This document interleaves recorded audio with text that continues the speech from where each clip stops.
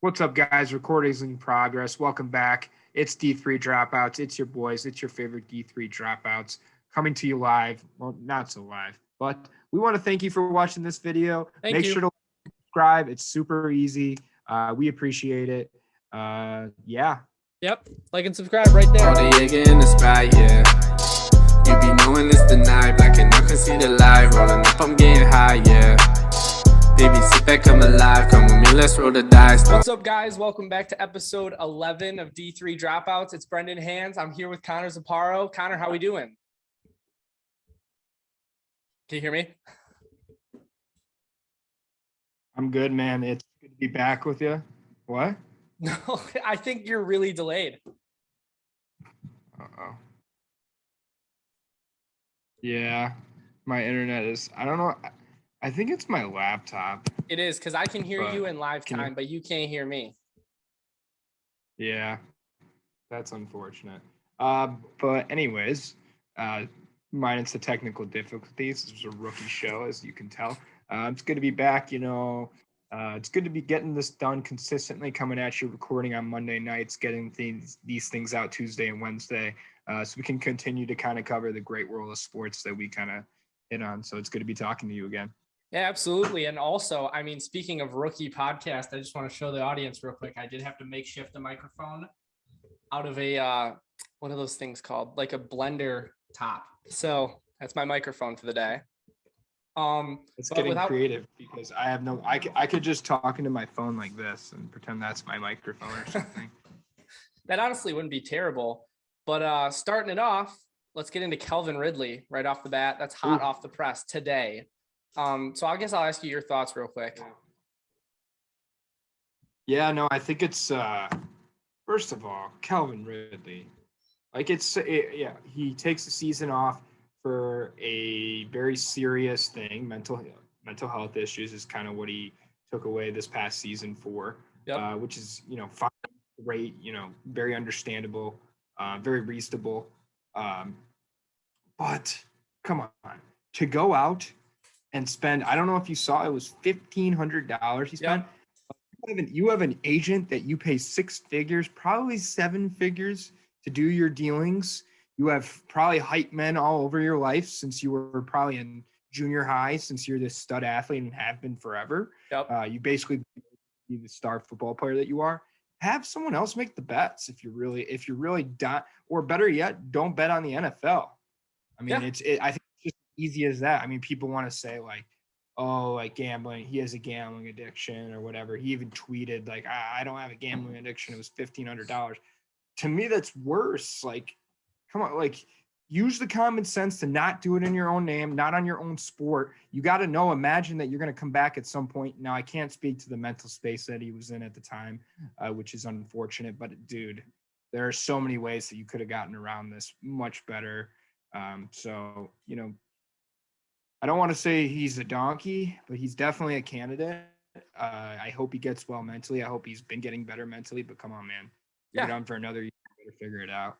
So even let's just put the mental thing aside for a second, because obviously we can't even fathom what was going on. And obviously he took some time off football, so it was pretty heavy on his heart. But either way, I agree with everything you said. I still think that personally, if I'm not playing in the NFL and maybe at the time he had he didn't think he was going to come back, I could see where maybe someone would be like, oh, well, I'm not playing right now. I'm not part of the team technically. So it really couldn't hurt me to do this.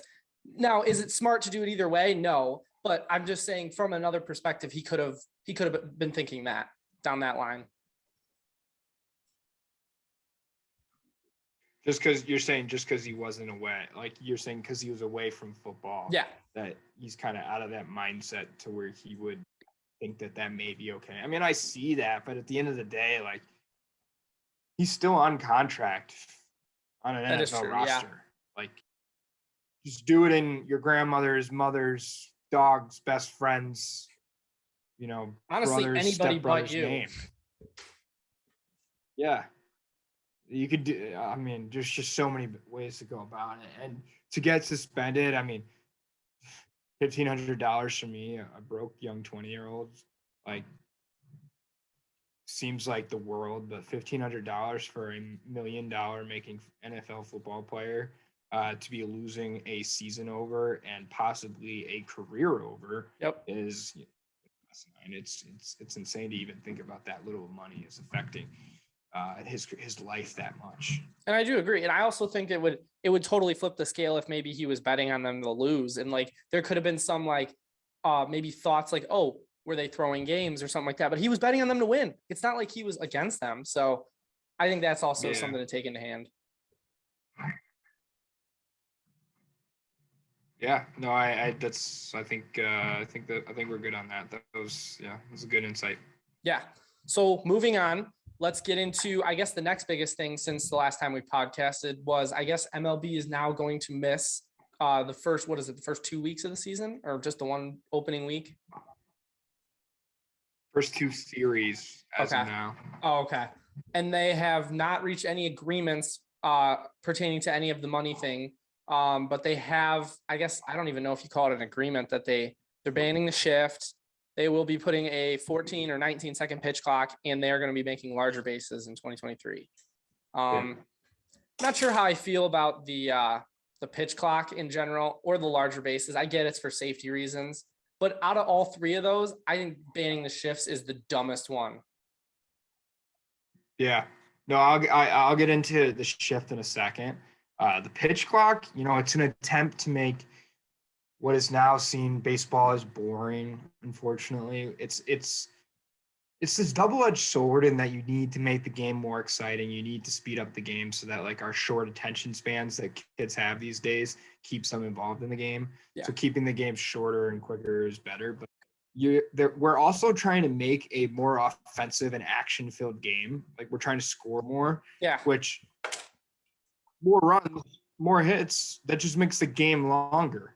That is true. So it's this double-edged sword, and that the more you try and like speed the game up while making it more exciting and more offensive, it's never going to slow down. In a sense, you can only slow it down so much. And I think part of baseball is unfortunately that it is going to be a little slow, a little, not for people with shorter attention spans sometimes. And that's okay. And the MLB needs to do a better job of marketing the game on social media, as far as, clipping things. Like baseball, it's like football in the sense that like something happens and then there's a 30-second break. Something happens.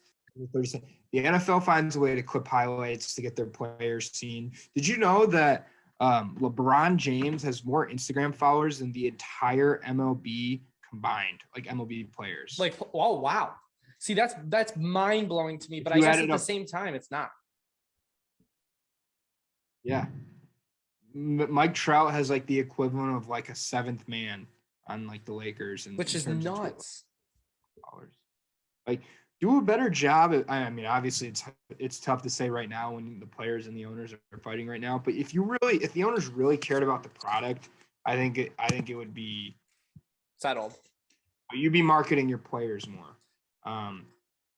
As far as other recent developments, the shift being banned for me is a cop out for the owners. They won't budge on any of the actual money stuff, of course, because they're just, both sides are, you could argue both sides are stingy at this point as far as money goes.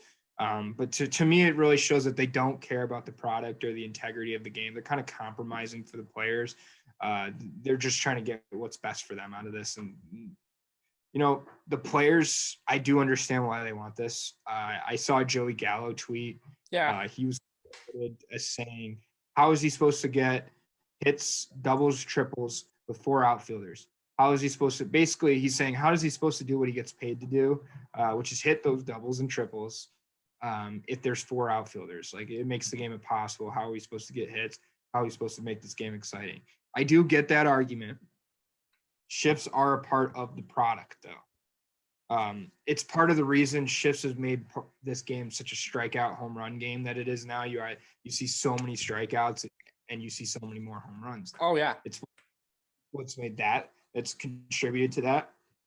To me, though, part of the beauty of baseball as someone who played growing up and into college is the beauty of strategy. It's similar to golf. and that it's not the most physical sport. But the novelty of strategy is what makes the game interesting, what makes people want to play it, what makes people want to watch it, what makes people want to be a part of it. Yep, You know, the whether tiny that's skills. hit and run, whether they throw a fastball or a curveball. Yep. You know, it's what makes those long pauses is creating the strategy. I can't talk. The strategy that makes baseball so special. You know, and shifts are just a part of that. You're taking away a part of the strategy. You're taking away a part of the game that makes the novelty of baseball is that strategy aspect. And I think, you know, instead of punishing that, they should be encouraging and emphasizing that as part of our product so that we can actually get our players more Instagram followers so that King James doesn't have all the reign over all the people in the U.S. Let's get people watching baseball. Now, real quick, before we move on, I just want to touch, I think that you made a really good point there, and I actually agree with everything you said. The only thing I wanted to say was the Joey Gallo tweet. I didn't see that, but when you said that, I was going to cut you off, but because of the whole connection thing, I didn't even want to try. Sure. I think he has a point, honestly. Think about for years and years and years, you hound your skills, you hound to that area in the field that you know that's your power area, that's where you're going to hit to for the most power, that's where you're going to hit to for the most hits, and that's kind of being taken away. So I could totally see the other side of that. Yeah, but how easy is it to just, instead of taking a full swing as hard as possible with all the torque in the world, how easy is it to lay down a half swing on a certain side of the field just because there's 4 outfielders now? Because now there's 3 infielders. So you already know that there's a good chunk portion of that field that if you bunt or you take a freaking like a chop swing, like an Ichiro swing, if you will, it'll find space and you'll get your hits. You'll get what you're paid to do. You know, and again, it's going back to my strategy thing. Like you don't have to be. It's not like football where you're the biggest guy at the line of scrimmage is going to win. Yeah, it's strategy of whoever plays the game the right way, whoever plays the game the best as far as the strategy goes can win. Now, does hitting home runs help? Oh, for sure. And I think, you know, we've seen that as the long ball has become so prevalent in our game. Oh, absolutely. But, you know, being able to use the strategy of baseball is only going to help. So that would just be my counter, I would say. No. Most of the time I agree with what you say. I just was kind of playing devil's advocate. And also I didn't hear the Joey Gallo thing, so I kind of agreed with that.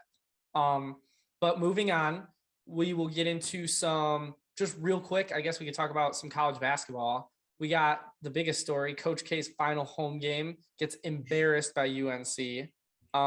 What did you think? I'm assuming you watched it. So what did you think about that? I only saw some of the actual game. Okay. But Kansas and Baylor, no, it wasn't Kansas and Baylor. It was Baylor and Kansas and Texas. It was Kansas and Texas. Okay. Top 25 matchup. Sorry. It's over. And they went split screen to show Coach K walk onto the court at the beginning of the game. Like, this man is unbelievable that these coaches are like having like full farewell tours. Like, to me, like, he's a legend, and like it's one thing for professional players to do this, but like, I don't know, the idea of a coach having the farewell tour is just a little too much for me. I'm not necessarily like his biggest fan or Duke's biggest fan. He comes off like he sees himself sometimes, I think, bigger than basketball.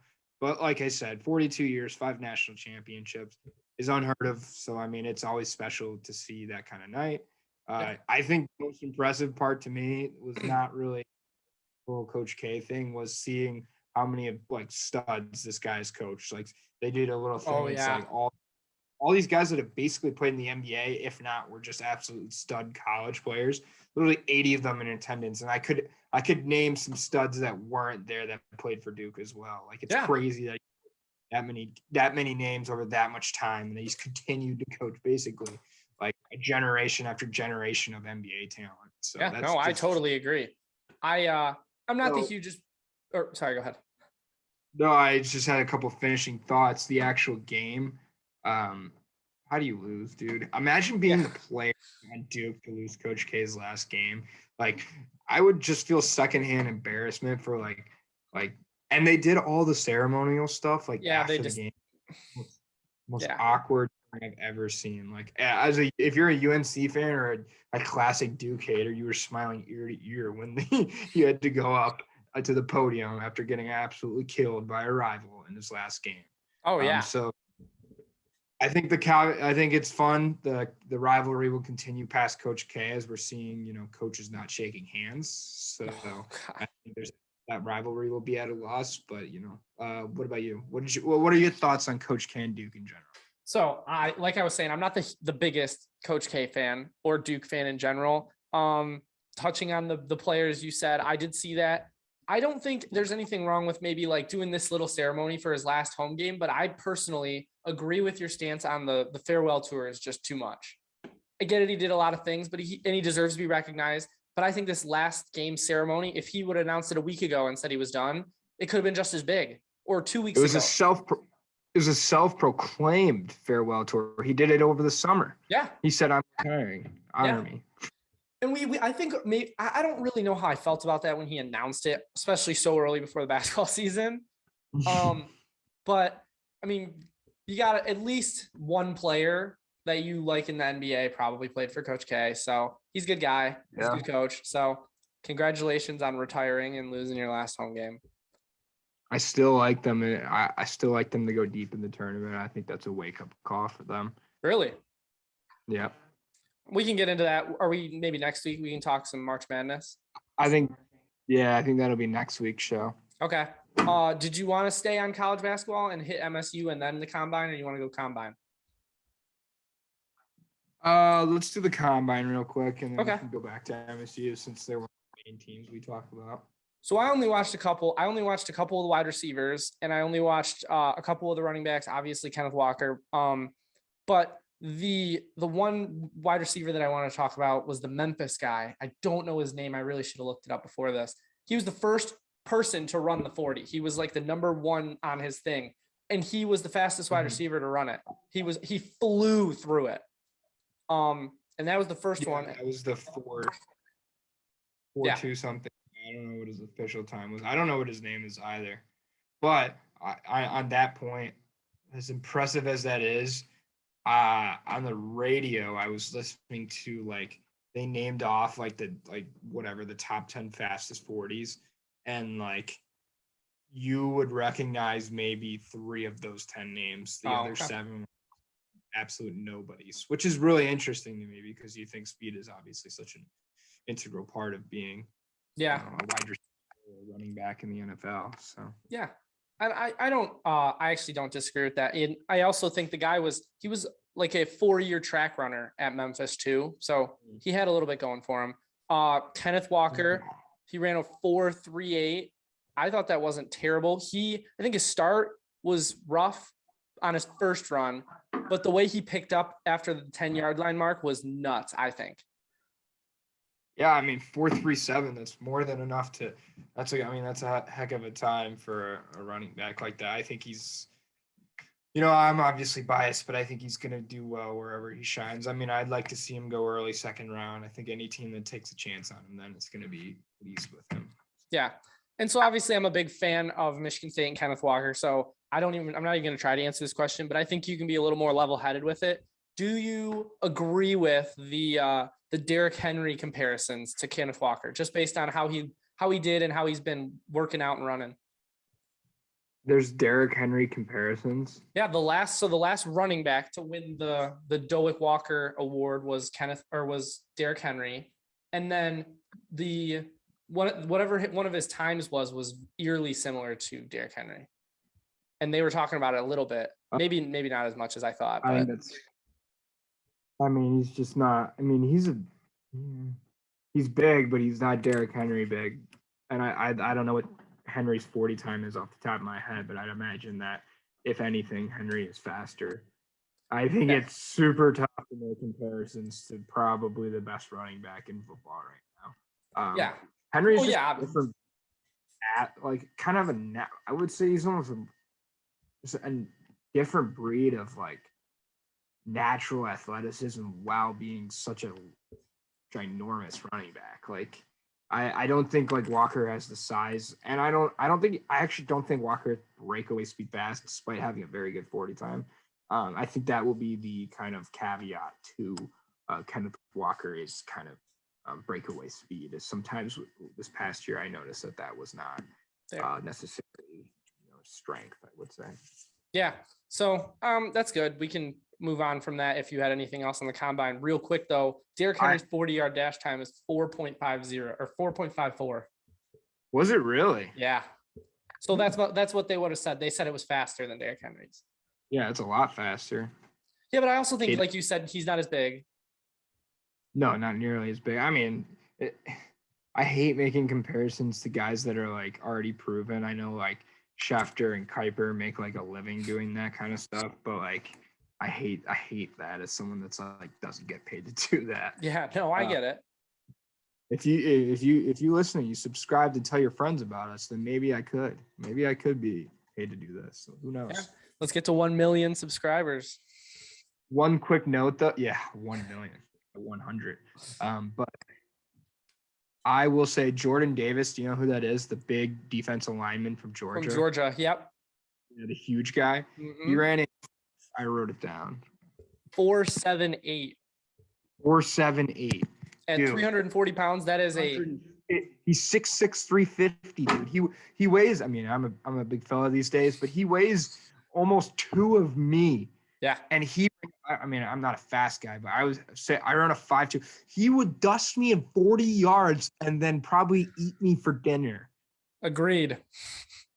And be able to have dessert afterwards. That's how big and athletic this guy is. He's a freak. That is the most impressive thing I have ever seen. Is a guy I think that can move that fast. Oh yeah, and I think that skyrockets his draft stock, by the way, because that's impressive as shit. Yeah, I think that like on a guy that big, you would think like the one kind of con against him, scouts would think is speed, but dude, 4.78. I mean, at that size, that's damn near like Derrick Henry. I mean, he's not quite, but I mean that's not defense end, but like I don't know. I also think like some of that is like there's a skill to the 40. I don't think it's like the like tried and true measure of. Oh yeah, you definitely train and shit for it. So you can definitely like when we ran like for baseball when you used stuff around the 60, like there was definitely guys that like went to a ton of showcases and stuff that were just simply better at it, even if they weren't as fast as someone else who because they just know what they're looking for and know how to run it, kind of. They know how to time it, they know how to start. Yeah, like, definitely.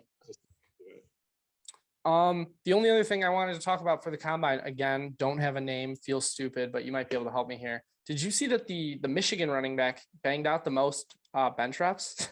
Yeah, I did. Hassan Haskins. Yeah, that's crazy. He's a beast. I mean, I'd like to see him go like 5th round, maybe be a 3rd down back for someone. I would say like a comp would be, I mean, it's tough to make the Perrine jokes after he kind of choked on 3rd and 1 in the Super Bowl, but like a big power back like that. I'm trying to think of another big 3rd down guy. Who's the guy the Lions had a few years? I mean, he's not even a big 3rd down guy, but he was just the guy with the dreads, 33. Not the guy we have now, not Kerryon Johnson, but LeGarrette Blount. Yeah, LeGarrette Blount. That's who I'm thinking of. Yeah, it's not a bad comp, honestly. I mean, 27 reps at 225. Like I couldn't even get that off the rack. So yeah, no, me neither. We know I can't. Could you get one plate off the rack? Could I get one what? So 225 is 2 plates aside. Could you do one plate? I could do one plate. Yeah. Okay. Yeah, I could not do 2 though. 2 would kill me. So I guess moving on from that, MSU basketball. I mean, dude, I've been more invested the past couple weeks than I've been all season. And it's like right when I get invested, they just decide that they're just going to start plucking like my chest hairs out one by one when I watch the game. Yeah. I mean, it's embarrassing. And really, we record these shows on Monday nights. Like they did the same thing last weekend as they did this weekend. They provided us with a weekend glimmer of hope to where I don't want to say that this team is completely done because they played another good game yesterday on the weekend after playing 2 atrocious game. They Yeah. came out on Tuesday night against a rival on the road without their head coach and let their big man score basically a 30 piece on them. That's embarrassing. You can't do that in a rivalry game. I don't care. I don't care who the other team is. A team trying to make the tournament, you let them come out, and they were their daddy that night. Like, they controlled the tempo shots, and guess what? Ohio State did the same thing. There's no defense. The Ohio State game, it looked like guys weren't even like 3-point shots. Guys, instead of getting hands up in the face, it was just watching guys shoot threes in their face. Like, the big guys, no one plays defense. Nobody plays defense down low. I get that there's a lot of good big guys. EJ Liddell, Hunter Dickinson this week. There's a lot of good ones in the Big Ten. Kofi Coburn. There's the big 7'4" guy on Purdue. There's a lot of good ones. But we have not. It feels like every time we play a good big guy, he scores 20 plus on us. That's not acceptable. Come March, you need to be a well-rounded defensive team if you want to win games in March. This team has not proven it. They have no guy that can knock down the shots. Push come to shove. Still, I don't trust their two best scorers in Gabe Brown and Max Christie. I don't see this team. Maybe you win. I think they'll beat Maryland on Thursday, but that's it. I think they'll be. Say they win a couple, maybe they'll be an 8. I think if they lose to Maryland, they're a 10. And if they beat Maryland, they're a 9. And I think depending on the matchup, they're either a one and done, or I don't see them getting out of the first weekend in the March Madness. How about you, Bray? So that was a lot to pack in there, and I was trying not to laugh because I feel so bad for Michigan State people who watch this, because there's no glimmers of hope for them in this podcast. We just time in again, we just pound them into the ground. So, and I'm going to pounded my hopes and dreams in the ground. Yeah, I don't disagree. I'm sticking with the pounding into the ground. I was at Dublin Square on Thursday night when they played Ohio State. I was trying to enjoy myself when they were playing Ohio State. You know what happened? I did not enjoy myself. I'll tell you that.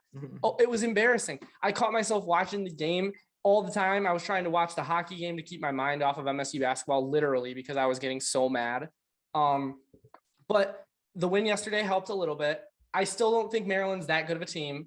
I agree with you that we'll probably win on Thursday. And then, honestly, I think I really want to say Izzo's got like something in him where he's gonna turn this team around.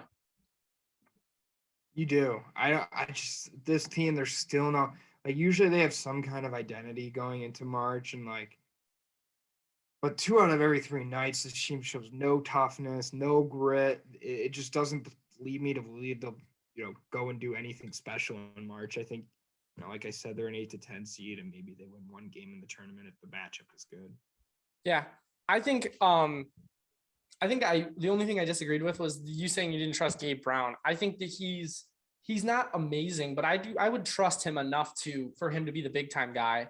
I think that Christie needs to get in the weight room, get a little bigger, get a little more physical. I think that Bingham needs to get a little bigger, get a little more physical. Because the thing that Hunter Dickinson and Kofi Coburn have on these guys is that they have 50 pounds on these guys. Our basketball players are twigs. So yeah. I'm not saying that obviously basketball is not a super physical sport, but it does help, because Kofi Coburn dropped 35 on Hunter Dickinson, and Dickinson and the other big guy were murdering our big guys. So it's just a trickle down effect. That's it. I don't disagree at all. You're preaching.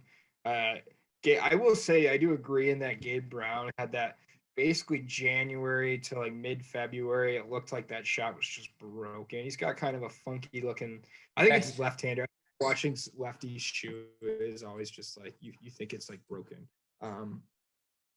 But it's not so much that yippee bad miss anymore. I do agree he's kind of been better down the stretch, but he doesn't create enough himself. He's still, what I mean is he's still catch and shoot. He's not creating anything off the dribble that when push comes to shove, you need a late shot clock on a bad possession. You need something to go in. We haven't gotten that at all this year. And from anyone, not just him. So yeah, that's I agree. Jive with this in March. Oh yeah, for sure. So I guess more to come on that. We got Thursday, we'll have a game. So we'll be with you next Monday or Tuesday. So we'll have our reactions to the Big Ten tournament. And then I think Selection Sunday is the following week, right? Or is it this weekend? Yeah, I think it's this Sunday. Yeah. So let's move on to our last segment of the day. Our fans' favorite segment, Donkey versus Daddy. Connor, I'll let you kick this one off because last time I did a terrible job at hosting this segment. Why? What did you do? I skipped both of our donkeys, and Oh, that's right. yeah. So I'm gonna let you lead this one. My donkey is Duke basketball in general. We got into it already. Not only did they lose on Coach K's last night with them all wearing like the Coach K like logo, like he was like he was Careful. dead already or something. Like I don't know. It was just very I know. Like it was just very tacky. Like Yeah, no, I just totally Duke understand. basketball. But coach is not shaking other coaches' hands. We got I think my biggest point of emphasis for the donkey is imagine being a Duke senior. You didn't get to have a senior night. It was Coach K's senior night. I think when I checked the roster, there's 2 seniors, and they didn't get to have a senior night. Yeah, no, I get he It's the Coach outshines. K show. Yeah. Sorry. No, you're right. Who's your donkey? So my donkey, and I know we kind of touched on this earlier, and I'll explain it, but my donkey is going to be Roger Goodell. And let me tell you why. So obviously, Calvin Ridley, we talked about that, and I'm not going to talk about that again. But I did just see a tweet that popped up on my phone that back, I don't know who it was. It doesn't say any names. There was a guy who hit his girlfriend on camera, and he got a 2-game suspension. Calvin Ridley bets $1,500 while he's not playing football, but he is on contract, and he bets on his team to win, and he gets a full season. You got to do better, Roger Goodell. That's all I'm going to say. So he's my donkey for the week. Okay. Your daddy. My daddy is Tom Izzo, baby. 663 wins last night versus Maryland.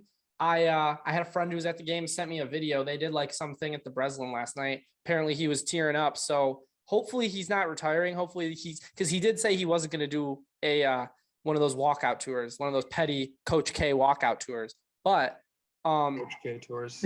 Yeah, he could very well Thank God retire after this season, and nobody would know, and it would be very sad.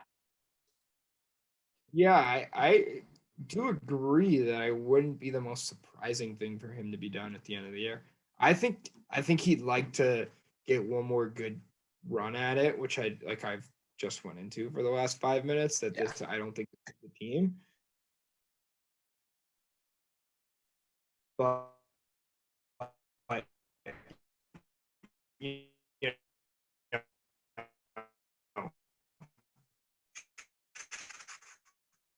is he going to do that for another 3 years? Is he going to do that for another 4 years? Like, I don't know. Like, I don't know how much he wants.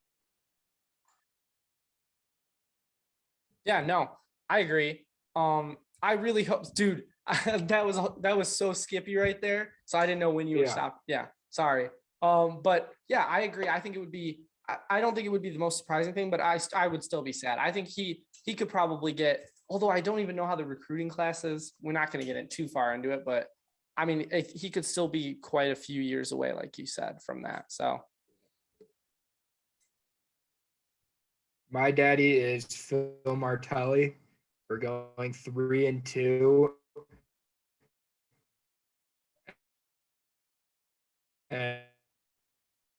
And beating Ohio State without Hunter Dickinson. What a job. As much as I don't like Michigan, I hate to say it, but if they're a 10 seed or first 4 in or last 4 in, 11 is all around the court. The guard play has been better in college basketball. They're a scary matchup right now. So good job, Phil Martelli. Maybe they should fire Martelli, the coach. Just saying. Hey, never know. All right, well, I think that's all I got for you, Connor. Unless you have something else for me, I think that's all we got for the fans together. Great show today. I mean, yeah, no, we went into our main team. Yeah, good job. We want to get a quick one in there, kind of beat down on MSU some more and cover the major topics. You know, if there's anything else people want us to talk about, we can always hop on later in the week. We don't mind doing it, but we're gonna continue nights. Get the Tuesday or Wednesday, just kind of with general ton of stuff will be in other videos that go out later in the week. Yeah. So thank you guys for watching. Make sure to like and subscribe this video right below here. And from the D3 Dropouts, peace. Baby working for the table.